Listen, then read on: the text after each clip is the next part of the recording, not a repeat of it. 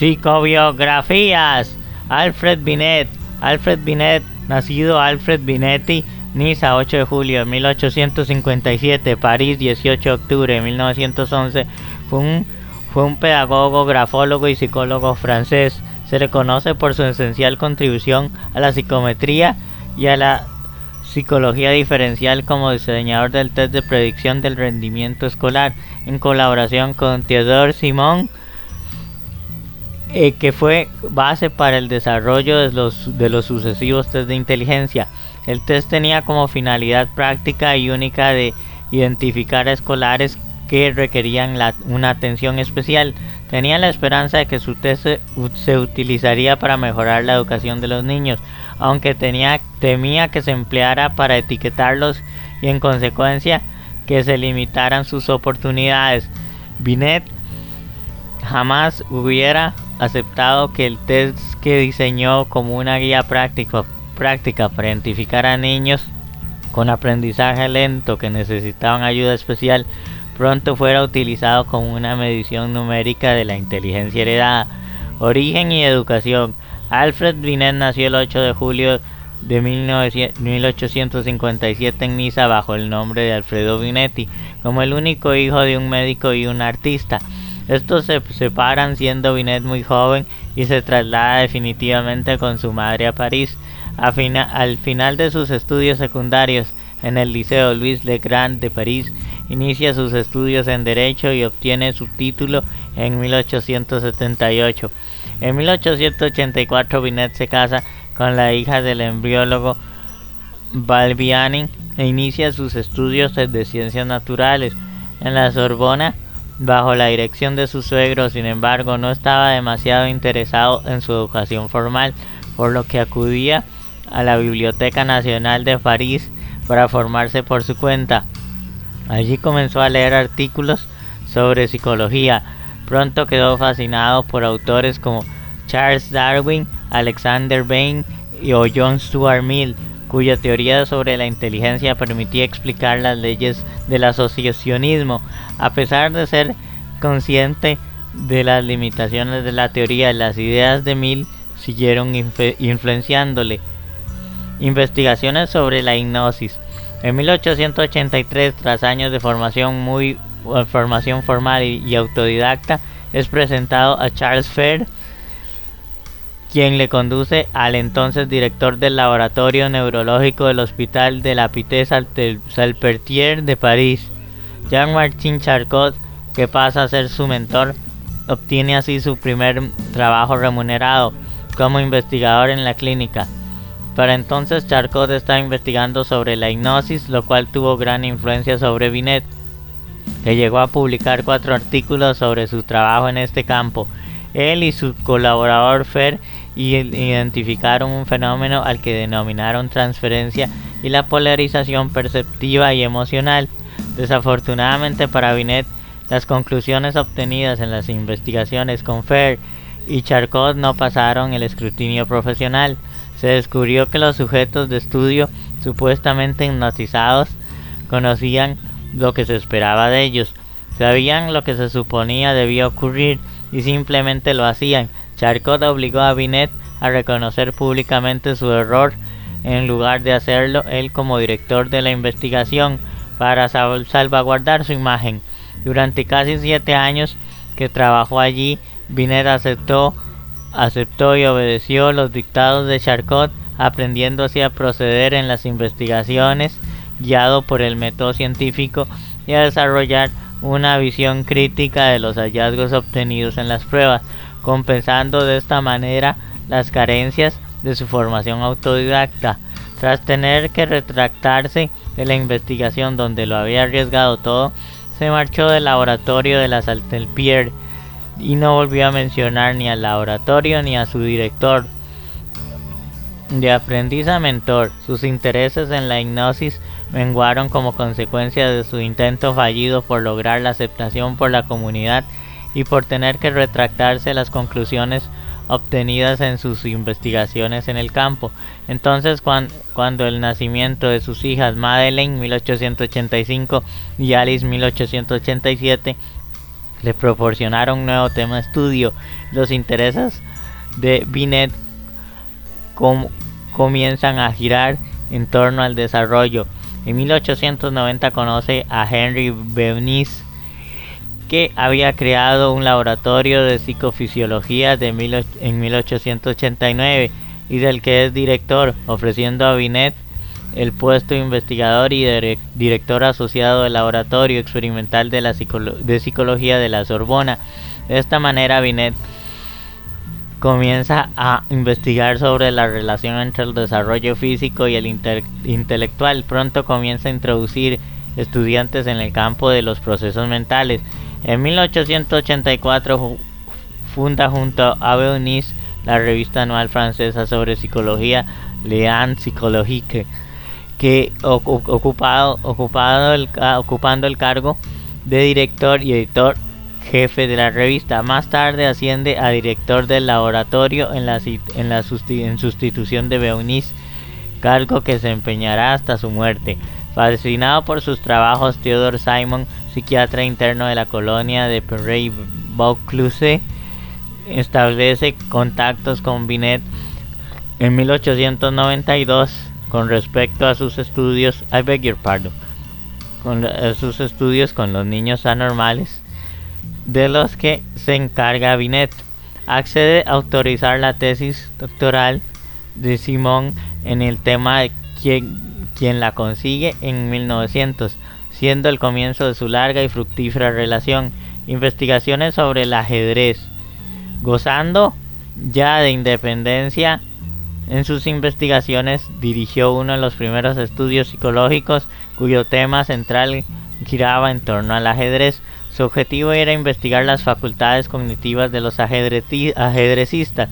Binet hipotetizó que la habilidad para jugar ajedrez viene determinada por las cualidades fenomenológicas de la memoria visual, pero tras comprobar los resultados de las pruebas, llegó a la conclusión de que la memoria no es más que una parte de todo el fenómeno cognitivo que interviene en el desarrollo de la partida. Las pruebas consistían en privar a los jugadores de visión durante toda la partida, obligándolos a jugar de memoria. Binet descubrió que los jugadores amateurs, incluso los que llevaban algo más de tiempo jugando, encontraron la teoría imposible. Sin embargo, los jugadores expertos y campeones no tenían problema alguno para jugar en estas circunstancias. A pesar de ello, se percató que para ser un gran ajedrecista hacía falta experiencia y creatividad, además de memoria visual, puesto que el jugador podía presentar una memoria visual excepcional y tener un juego torpe. La línea de investigación psicológica sobre el ajedrez que inició fue retomada más adelante por otros autores como Reuben Fine, 1950, y Adrien de Groot, 1960. Reuben Fines también puede ser. Investigaciones sobre el desarrollo intelectual. El nacimiento de sus hijas Madeleine 1885 y Alice 1887 proporciona a Binet un nuevo tema de estudio. Durante esos 21 años, tras abandonar las investigaciones de Charcot, Binet publica gran cantidad de libros y artículos sobre la psicología experimental, evolutiva, social, educacional y diferencial. La investigación que realizó Binet con sus hijas lo ayudó a desarrollar su concepto de inteligencia, especialmente respecto a la importancia de la atención y las influencias del desarrollo intelectual. De la amplia variedad de campos que Binet abarcó durante sus investigaciones y publicaciones, las más conocidas son sus aportaciones conocidas de sus aportaciones fueron las relativas al estudio de la inteligencia. Estas contribuciones hacen que sea considerado como uno de los pilares de la psicología diferencial. Junto con Victor Henry, publicó un artículo en 1895, La psicología individual, en el que presentaba esta naciente disciplina y proponía su objeto de estudio. Estos trabajos tuvieron influencia sobre Jean Piaget, quien en 1920 llegó a estudiar con el antiguo colaborador de Binet, Theodore Simon. Simon. El test Binet-Simon. En 1899, la Société Libre pour les Études Psychologiques de l'Enfant ofreció a Binet formar parte de ella. En esa época, el gobierno francés promulgó una ley que ordenaba la escolarización obligatoria de todos los niños entre 6 y los 14 años. Los niños llegaban con unos niveles de formación ampliamente dispares, por lo que la clasificación de los mismos según su edad resultaba demasiado ineficaz. En esta sociedad psicológica para el estudio de los niños se esperaba poder estudiar el caso de una forma científica. Binet, junto con otros miembros de la sociedad, fueron asignados a una comisión para la educación de estudiantes retardados por el gobierno francés, el cual les pidió crear alguna forma mecánica de identificar alumnos que necesitarían educación especial. Binet comprobó que no se podía evaluar la inteligencia midiendo atributos físicos como el tamaño del cráneo, frenología o la fuerza con la que se aprieta al cerrar el puño. Por ello rechazó el método biométrico defendido por Sir Francis Galton, proponiendo un nuevo método de ejecución en el cual la inteligencia se calculará sobre la base de la correcta ejecución de tareas que exigían comprensión, capacidad aritmética y dominio del vocabulario. La línea central de investigación de Binet pasa a ser la elaboración de un test capaz de diferenciar a aquellos alumnos cuyas capacidades les permitirían adaptarse al sistema educativo normal de aquellos que necesitarían un refuerzo extra, señalando además las carencias de los mismos. En 1903 Binet publicó L'étude expérimentale de la inteligencia, estudios experimentales sobre la inteligencia, donde explicaba los problemas que presentaba establecer las diferencias entre los niños aventajados y los retrasados y los métodos empleados para evaluar sus diferencias. Esta publicación no tardó en dar un paso a nuevas investigaciones. A la aparición de más test, esta vez contando con la colaboración de su antiguo alumno, el joven psiquiatra Théodore Simon, a quien había nombrado ya hace algún tiempo su asistente en las investigaciones. Juntos trabajaron en la elaboración de test para medir la edad mental, hasta que en 1905 publican su primera escala Binet-Simon, que revisarían en 1908, desechando y modificando, añadiendo nuevos tests y adaptando las exigencias de estos y la escala para poderla aplicar a niños de 3 a 13. Para crear el estándar inicial de la escala tomaron 50 alumnos, 10 distribuidos en 5 grupos de edades, seleccionados por sus profesores como estudiantes medios. La escala consistía en 30 tareas de complejidad creciente. Las más fáciles podían ser resueltas por todos los niños, incluso aquellos que presentaban un retraso severo. Consistían en tareas sencillas como seguir la luz con los ojos o mover las manos siguiendo las instrucciones del examinador. Las tareas un poco más difíciles requerían que los niños señalasen partes del cuerpo que el examinador fuese nombrando a la mayor brevedad. Hacer cuentas atrás de 3 en 3 dígitos, repetir frases y definir palabras comunes como casa, tenedor o madre. Tareas más complicadas eran pedir a los niños establecer las diferencias entre dos objetos, reproducir dibujos de memoria o construir frases a partir de grupos de 3 palabras como París, Río y Fortuna. Las más complicadas pruebas consistían en hacer repetir a los niños secuencias aleatorias de 7 dígitos al revés, encontrar 3 rimas para una palabra determinada y responder a preguntas de tipo: mi vecino ha estado recibiendo visitas bastante extrañas últimamente, le han visitado un médico, luego un abogado y por último un cura. ¿Qué puede estar ocurriendo? Tras contrastar los resultados de las pruebas, la puntuación llevada a la escala Binet-Simon revelaría la edad mental del niño, un concepto utilizado para determinar de forma práctica el lugar que debía ocupar en el sistema educativo. Por ejemplo, un niño de 6 años que pase las pruebas correspondientes a su edad, pero no más, presentará una edad mental de 6 años. Si además de las de su edad puede avanzar sobre las más complejas, el niño demostrará una edad mental superior a la que le corresponde y por tanto representará un desarrollo intelectual precoz. Si por el contrario no consigue las pruebas correspondientes a la media de su edad, indicará que el niño posee una edad mental inferior a la correspondiente, es decir, no ha alcanzado el nivel de desarrollo intelectual acorde con su desarrollo físico y por tanto presentará algún tipo de retraso mesurable en función de las pruebas no superadas, que deberá ser complementado con una educación especial que refuerce sus carencias. Binet fue franco respecto a los límites de su escala. Era consciente que las diversas clases de inteligencia no podían ser estudiadas con precisión de forma cuantitativa, tan solo podían ser apreciadas cualitativamente.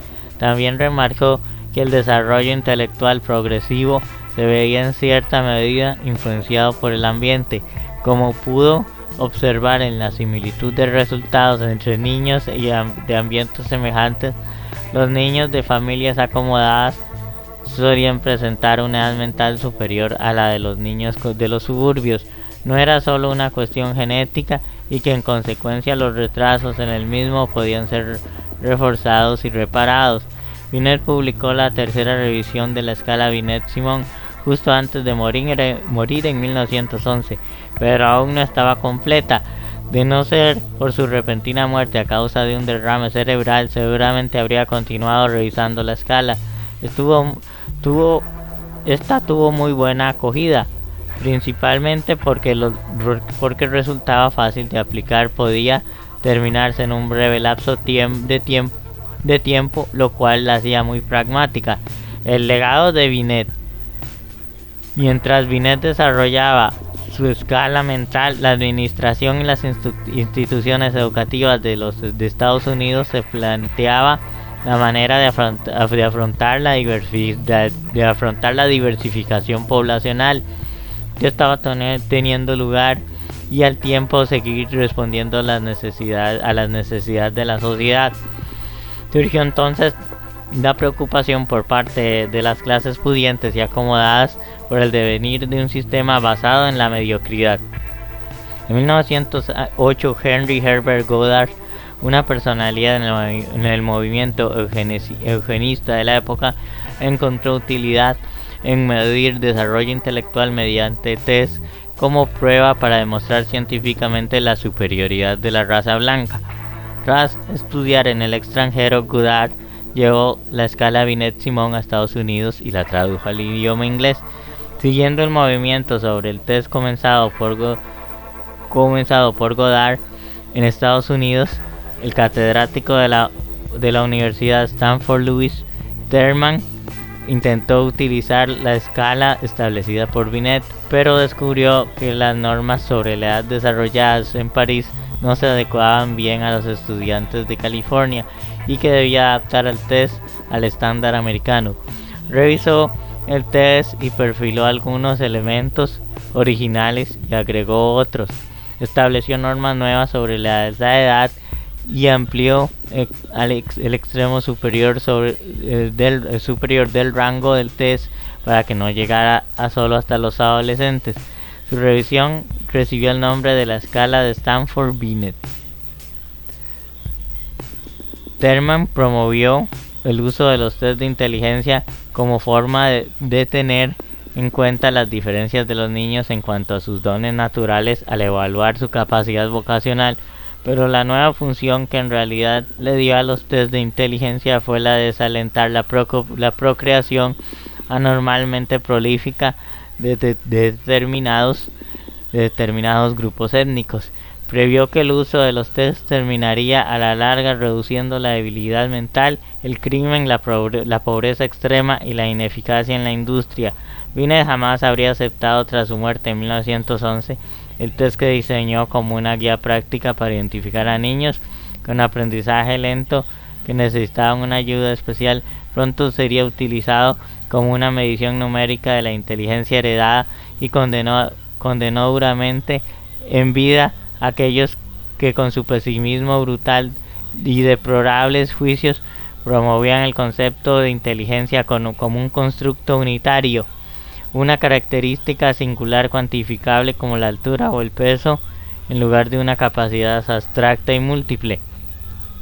A pesar de todo, el uso del test de inteligencia, del que fue precursor, se ha convertido en una importantísima herramienta en el campo de la educación, y en la actualidad su función es, en esencia, lo que Binet siempre pretendió dar a su escala: la de ayudar a niños que necesitan un refuerzo especial y la de estimular a aquellos con un desarrollo intelectual fuera de lo común. En 1917, la Société Libre pour l'étude de Psychologie de l'Enfant, a la que Binet había pertenecido en vida y que dio lugar a sus tests, cambió el nombre a la Sociedad Alfred Binet. En 1984, la revista Science incluyó a la escala Binet-Simon entre las invenciones más significativas del siglo XX. También estudió las conductas sexuales y acuñó el término de fetichismo erótico para describir a aquellos individuos que presentan intereses sexuales por objetos como la ropa y etc. El legado de Binet en la psicología posteriormente a su muerte, incluso antes de esta, otros muchos autores se interesaron en la escala creada en colaboración con Simon. Un año antes de su fallecimiento, Goddard traduciría al inglés dicha escala e intentaría llevarla a Estados Unidos. Si bien la presencia de diferencias significativas entre la población francesa y estadounidenses provocaba que existiesen dificultades metodológicas. Poco después, en 1912, Stern trabajaría sobre los resultados obtenidos de la escala y haría hincapié en que la presencia de retrasos concretos en diferentes edades tiene un significado más relevante y supone mayor o menor alteración a determinada edad, cuando el concepto de cociente de inteligencia, consciente de las dificultades, creando el concepto de cociente de inteligencia, CI, consciente de las dificultades de aplicación debido a las diferencias poblacionales y en conocimiento de los conceptos que otros autores como Stern elaboraban, Terman realizaría una revisión de la escala Binet que recibiría el nombre de escala Stanford-Binet. En dicha escala incluiría la medición cociente de la inteligencia Stern, multiplicándolo por 100 con el fin de eliminar fracciones. Crearía pues el cociente intelectual CI que se conoce hoy en día, permitiendo, o el IQ en inglés, una medición más precisa del nivel de inteligencia. La escala Stanford-Binet sería la principal prueba de inteligencia durante décadas, hasta verse aventajadas por el nacimiento de las escalas Wechsler. En conclusión, las aportaciones de Alfred Binet a la psicología han sido de gran importancia, siendo sus trabajos inspiración para muchos otros autores como Wechsler o Piaget. Sin embargo, su trabajo ha sido empleado en muchas ocasiones para separar, etiquetar, disgregar a los niños con dificultades intelectuales, siendo su escala aplicada como un propósito opuesto al pretendido por el autor y reforzar y ayudar a los niños con dificultades. Otras aportaciones. Si bien Alfred Binet es principalmente conocido por ser el creador del primer test de inteligencia, su obra no se versó exclusivamente en este aspecto. Por ejemplo, Binet trabajó en la definición de lo que hoy en día consideramos fetichismo, entendiéndolo como el producto del recuerdo de una excitación sexual aparecida durante la infancia, siendo el objeto fetiche el elicitador de dicho recuerdo. Asimismo, también propondría una diferenciación entre pequeño fetiche y gran fetiche, siendo la conducta parafílica propia del segundo. También realizó diversas aportaciones durante su época en la Salpêtrière, como diversos estudios con respecto a la hipnosis y a la sugestión, u otras aportaciones como algunas referidas a los estudios de la personalidad. Otros trabajos de interés incluyen varios estudios sobre la memoria visual e inteligencia que llevaría a cabo en base al juego de ajedrez. Si bien inicialmente se planteaba que el buen jugador poseía una memoria visual y elevada, y ello inducía a que fuera capaz de jugar correctamente, las conclusiones del estudio mostraban que también era necesaria la creatividad y la experiencia. Por último, también resulta conocido su trabajo respecto a la grafología, o cómo la manera de describir de una persona nos puede proporcionar información sobre su manera de ser y percibir. Binet jugó un papel importante en el desarrollo de la biometría y la psicometría. Su preocupación por las diferencias individuales le llevó una técnica para evaluar la variabilidad de un rasgo particular, ya sea sobre una población o para un solo individuo a lo largo del tiempo. Alfred Binet es recordado como uno de los psicólogos más influyentes de la historia. Si bien su escala de inteligencia ha servido como base para pruebas de inteligencia moderna, el propio Binet no creía que su prueba midiera un grado de inteligencia permanente o innato. Según él, la puntuación del individuo puede variar. También sugirió que factores como la motivación y otras variables puedan jugar un papel en los puntajes de los exámenes. Alfred Binet murió en París en el año 1911. Link fuentes: www.psicoactiva.com, biografías Alfred Binet, y https://psicologiamente.com, biografías Alfred Binet, y la Wikipedia. Y listo. Sigan con lo que queda de la revista Psicotube y que la disfruten, y nos vemos entonces con el siguiente artículo. Chao, hasta pronto.